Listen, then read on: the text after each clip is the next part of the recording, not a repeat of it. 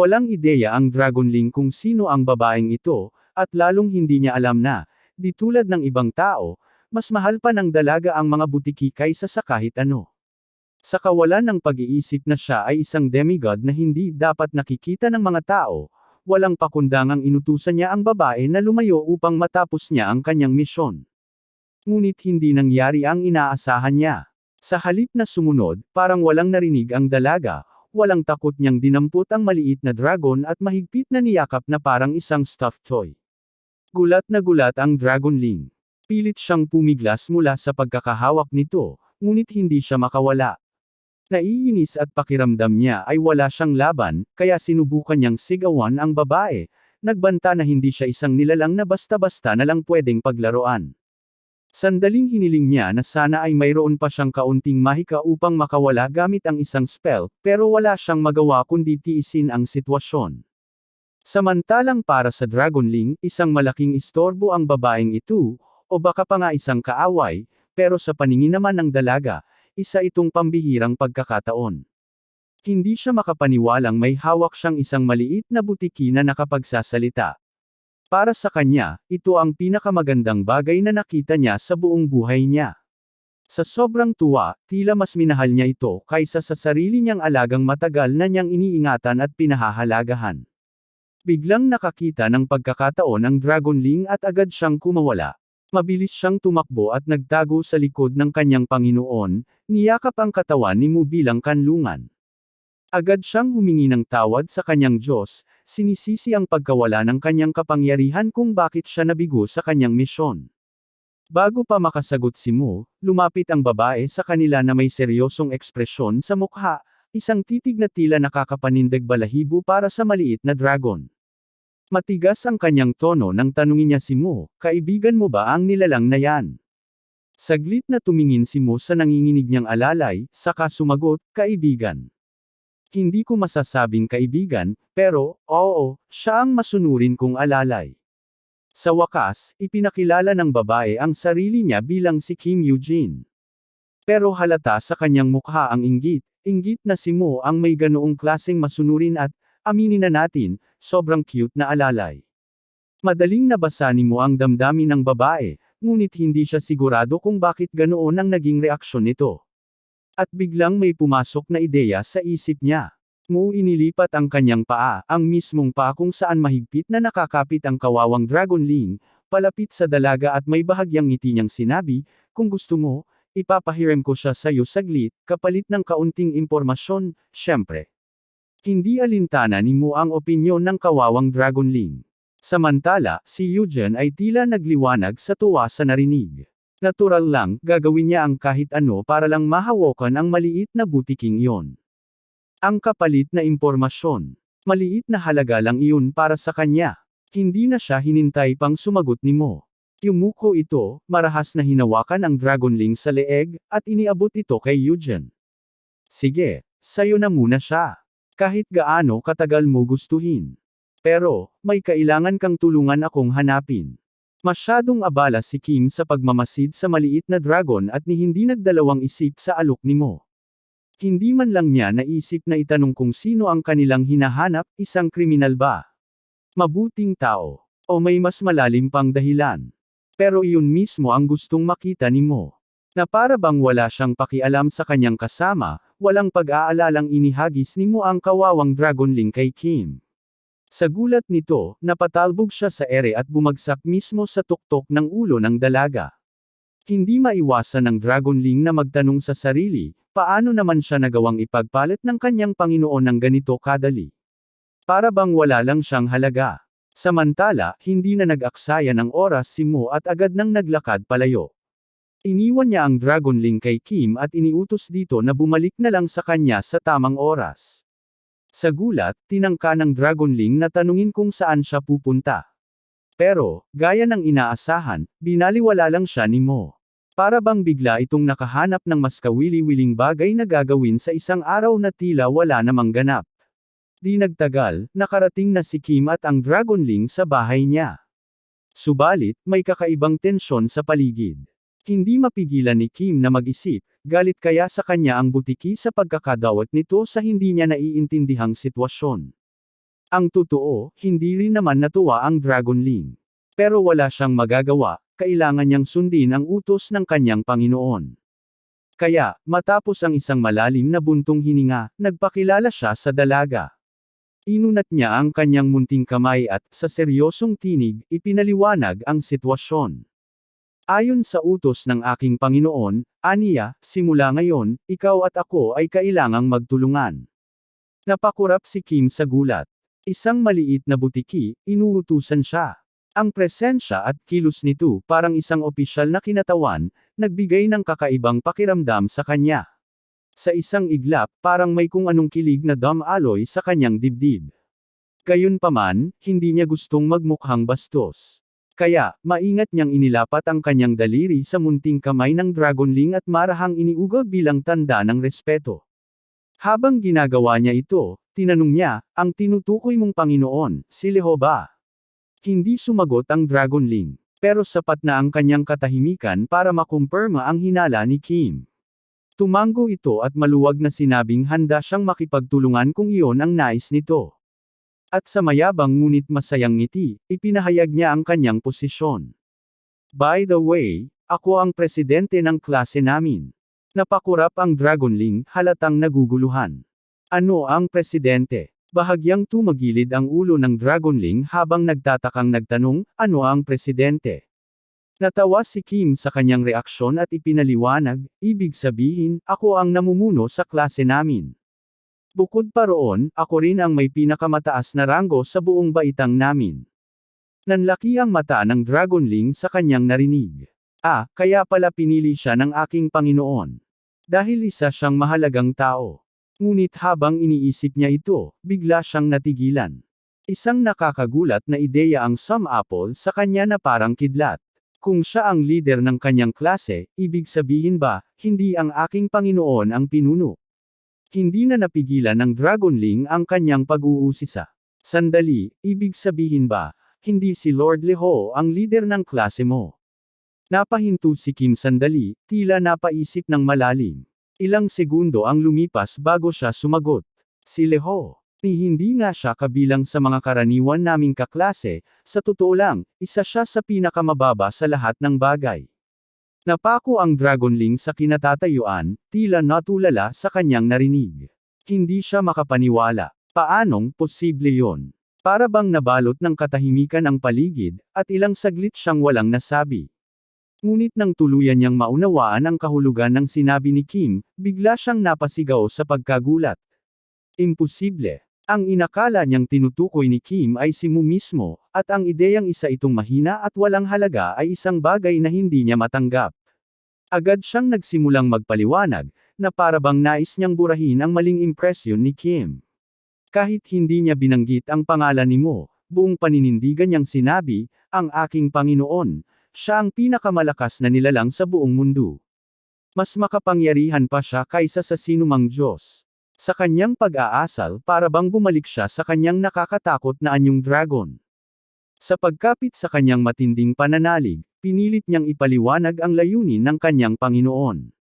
Kaya mo dapat gawin ang lahat ng iyong makakaya upang mapalakas pa siya. Kailangan niyang maghiganti. Ngunit sa halip na mataranta, tila natuwa lang si Kim sa tila mga guni-guni ng Dragonling. Para sa kanya, parang isang matamis na kwento lang ang lahat ng sinasabi nito tungkol kay Leho. Nakangiti siyang tumango. Sige, tutulungan kita. Pero may isang kondisyon. Napakurap ang Dragonling. Ano yun? Hindi mo ako maaaring hingian ng tulong kung hindi ka madalas bumisita sa akin. Napaisip saglit ang Dragonling. Sa totoo lang, may plano na talaga siya. Gamitin si Kim bilang isang impormante upang malaman ang mga nangyayari sa mundo ng tao. At ngayon, nagbigay pa ito ng perpektong dahilan upang mas madalas niyang puntahan ang dalaga. Walang pag-aalinlangan, pumayag siya. Dito nagsimula ang kanilang kasunduan.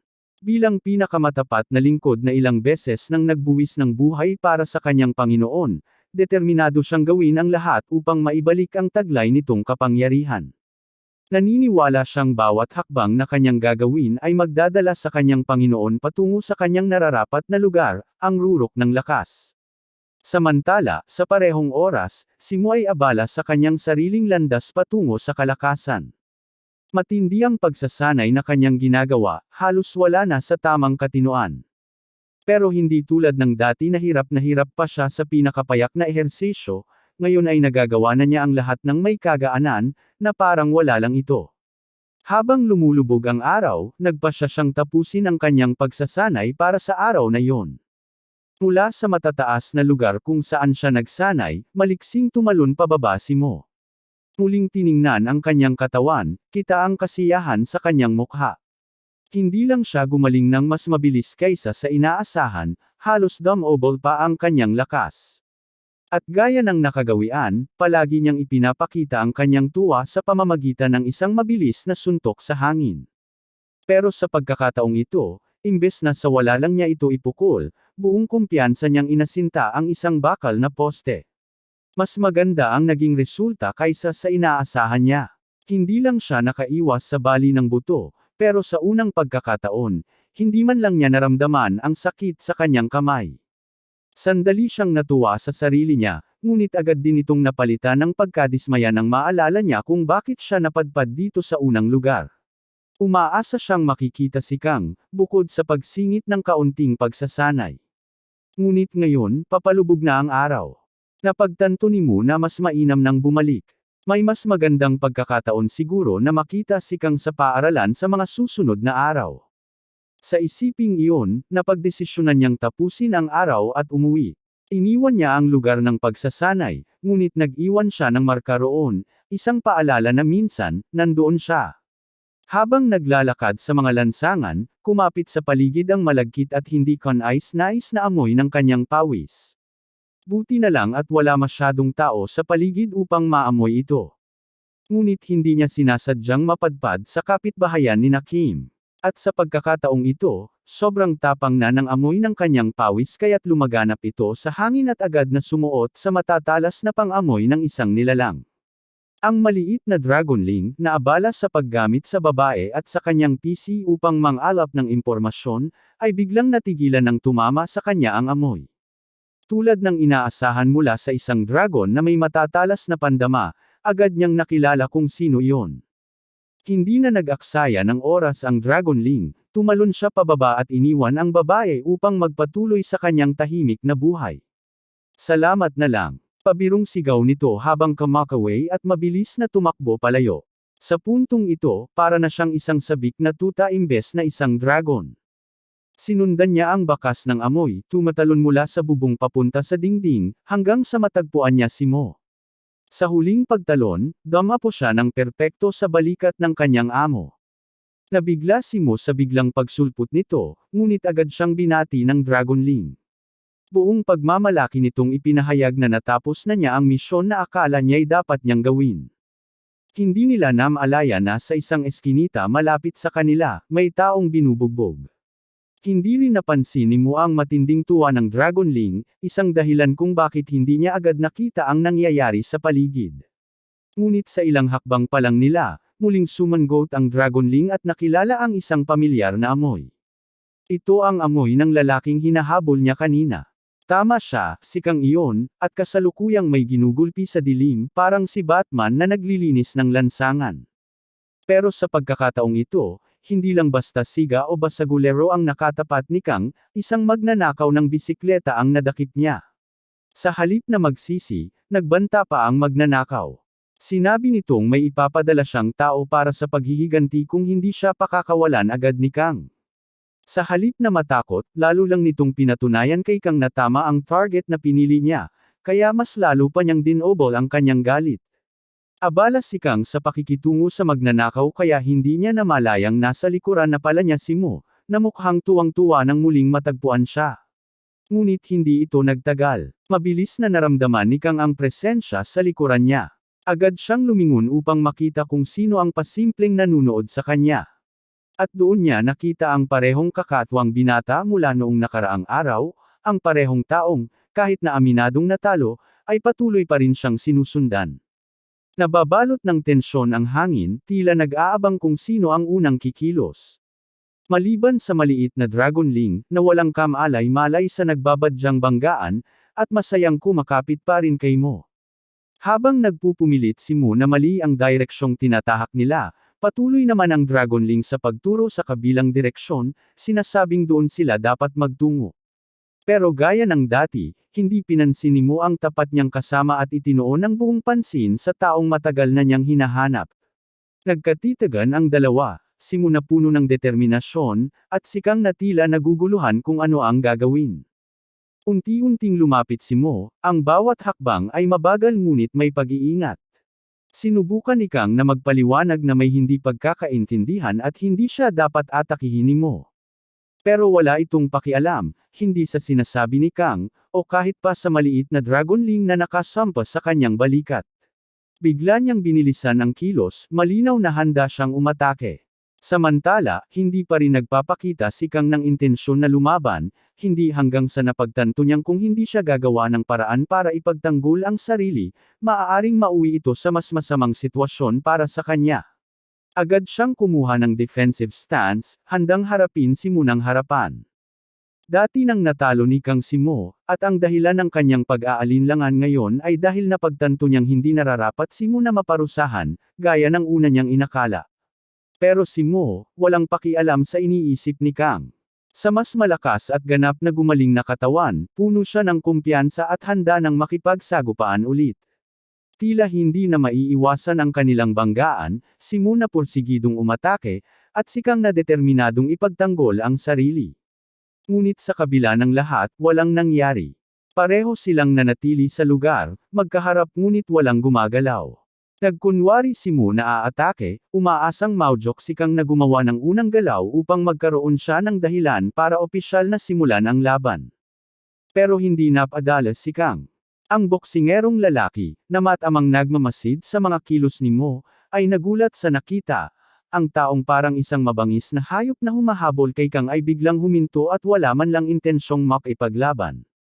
Habang abala si Kang sa pagtutok kay Mo, sinamantala ng magnanakaw ang pagkakataon.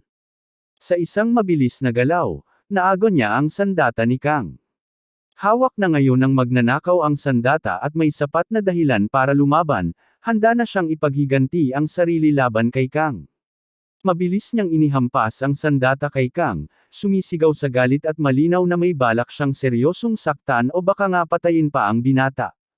Pero mas mabilis si Kang kaysa sa inaasahan ng magnanakaw. Sa isang mabilis na galaw ng kanyang mga paa at isang biglang liko ng ulo, naiwasan niya ang hampas ng sandata sa tamang oras. Habang iniwasan ni Kang ang atake, napagtanto niyang si Mo na ngayon ang nasa tamang linya para tamaan ng hampas. Ngunit sa halip na matuwa na ang makulit at sobrang mapilit na binata ay maaaring masaktan. Naramdaman ni Kang ang matinding kaba para sa kanyang kaligtasan, pero huli na, wala na siyang magagawa para pigilan ito. Samantala, si Mo, na matamang nagmamasid mula simula hanggang dulo, ay hindi man lang nag-abala na iwasan o salagin ang pag-atake. Madali naman sana niyang nagawa iyon, pero hindi niya ginawa. Matapos niyang masipsip ang mahiwagang orb, hindi na siya makapaghintay na makipaglaban. Kung ayaw ni Kang na humarap sa kanya, sino pa nga ba ang mas magandang kalaban kundi ang taong ito? Ang biglaang atake ay tumama ng malakas sa tuktok ng ulo ni Mo. Ngunit sa kabila ng bagsik ng suntok, na dapat sana'y kayang magpatamba o magpawala ng malay sa isang tao, isang maliit na gasgas lang ang iniwan nito sa kanya. At iyon lang ang kumpirmasyong kailangan ni Mo. May dahilan na siya para magsimula ng laban. Hindi na siya nag-aksaya ng oras. Mabilis siyang lumaban pabalik at isang napakalakas na sipa ang tumama sa sikmura ng magnanakaw. Sa lakas ng impact, napakawalan nito ng hindi sinasadya ang sandata ni Kang, na agad na tumilapon sa hangin. Sandaling umikot-ikot ang sandata bago ito sumapit sa lupa, ngunit nasaluyo ni Mo bago pa bumagsak. At nang hindi na nag-aksaya ng oras, ikinampi niya ang sandata sa likod ng leeg ng magnanakaw at mabilis na hinatak ang pangit na lalaki papalapit sa kanya. Sa isang iglap, sinabayan niya ito ng brutal na suntok gamit ang sariling noo, diretsyong tumama sa mukha ng kalaban. Kitang-kita ang kasiyahan sa mukha ni Mo habang ang magnanakaw naman ay halos mawala ng malay sa tindi ng sakit. Pero malayo pa iyon sa katapusan. Hindi papayag si Mu na pakawalan ang taong ito nang hindi binibigyan ng isang matinong pagbubugbog. Tulad ng isang punching bag, sunod-sunod na tinanggap ng magnanakaw ang malalakas na suntok ni Mo, saan man at paano man niya gustuhin. Minsan pa nga, ginamit niya mismo ang sandata ni Kang para lalong maramdaman ng kalaban ang bawat hampas. Nagpatuloy ang walang habas na pag-atake hanggang sa hindi na kinaya ng magnanakaw. Bagsak ito sa lupa, nanginginig sa matinding sakit, luha ang umiiyak na parang isang batang walang kalaban-laban. Sa itaas niya, nakatayo si Mo, nakangiti sa sariling ginawa.